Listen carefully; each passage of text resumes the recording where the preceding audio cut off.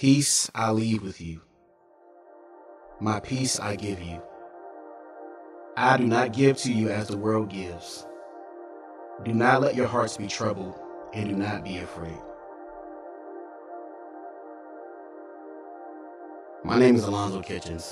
In October 2010, I lost my sister to a mild heart attack due to complications to diabetes. I was in college when this all took place.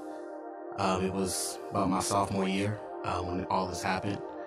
My sister already had diabetes when she was 12 years old, but of those years, she had 4 heart attacks, and she was fine after that. The doctors in place an defibrillator into her heart just to shock her heart every now and then. She was on the donors list. The doctor put her on, then the doctor took her off. The doctor put her on, then the doctor took her off. They felt like she wasn't taking care of herself, but she was doing everything that she could to manage her diabetes. Well, in the year 2010, she had her 5th heart attack. And from that heart attack, it kind of went downhill for my family and myself. That year, I had to take a break out of college just to deal with some family stuff when it came to that situation. During that time, it was very difficult. My parents wasn't really saying much to me about the situation. But when I took one trip home one time, we went to go see her in the hospital. And this day was like one of the hardest days of my life. I thought she was going to be okay. As I'm sitting there talking to my sister about how things are going, how she's going to get out of the hospital soon. In that process, my mother asked everybody to clear the room to talk to me and my brothers about the situation. And she began to tell us that, this is going to be kind of hard to tell you guys, but the doctor gave your sister 8 months to 12 months to live. In this process, it's like in your mind, like, what do you mean 8 to 12 months to live? In the back of my mind, I'm hearing the Holy Spirit tell me to trust me.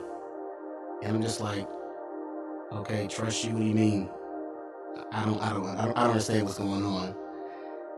And during this, my sister was telling her story about, the doctors give her 8 months, 12 months to live. And basically she's on her dying bed telling us to make sure you be successful, take care of your parents, and I'll be good. So as me and my brothers, we were just sitting there talking and listening, and tears rolling down our eyes. We're just saying, no, this can't be happening. No, we don't want to hear anything like this. So I go into prayer mode right away during this process. And I'm praying to God, like, okay, God, I've seen you work miracles before. I know you can do it for her as well. You've done it plenty of times. But this time, this heart attack that she had for the last time was really going to be her last time with us. So the next day I go back to school, to go back to Lynchburg where I was in college. And weeks go by. My parents are telling me, she may be okay. She may come out of this. And I'm believing God for that. I had some people telling me, Alonzo, prepare your heart if she does live or if she doesn't live. So the blow won't be as hard. But during the process, I heard God telling me again to trust me. And I'm just like, God, why do you keep telling me to trust you? Like, I do trust you. Sometimes we get caught up in the same aspect of, okay, God, we trust you, but do you trust me until death? So I came back home. She was at Southern Maryland Hospital. And when I went there, she fell into a diabetic coma. So she couldn't even communicate anything to us. It was like she was in a deep sleep the entire time in ICU. And of course, the family's coming in, and we're still believing God that she's going to be okay. She's going to be all right. But it doesn't work out in our favor in that way. So like a week later, I went back to school, believing that she's going to be all right. As I go back home, it fell on a Sunday. It was Halloween morning when we got the call that my sister had passed away. One of the hardest days I've ever experienced in my life. But during that process, I fell into a praise with God. Like, she's no longer suffering anymore. She's in a better place with you. And she never even really belonged to us in the first place. And that morning I was just like, okay, God, so this is what you meant by really trusting you. In this aspect, we see sometimes when it comes to death, you can either take the right road or you can take the wrong road. He always gives you a way of escape. Sometimes people take the wrong way and their lives trickled down.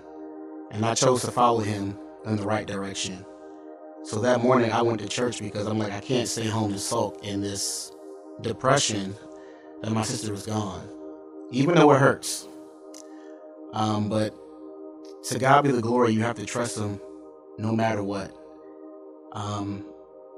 The fear of death is something that everyone is scared of, but in all honesty, death isn't scary once you're living with God.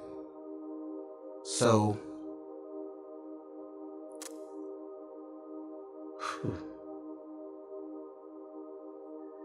you got to stay strong through the process and believe that God's going to bring you out regardless.